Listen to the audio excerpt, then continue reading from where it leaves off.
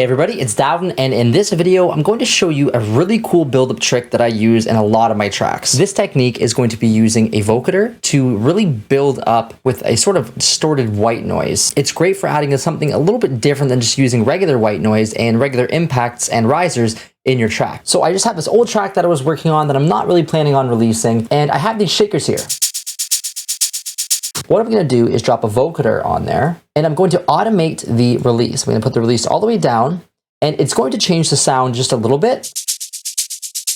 So if you don't like the sound, you can also automate the dry wet so that it only turns up when you're doing the build-up, but I'm going to keep it at 100% dry wet right now.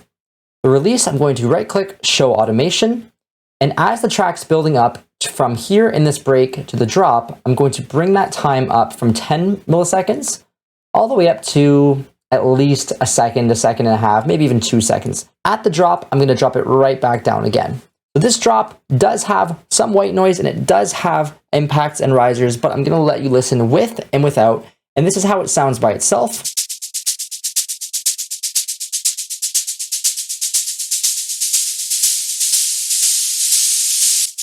And then let's listen in the context of the track with and without the effects of the white noise and the impacts.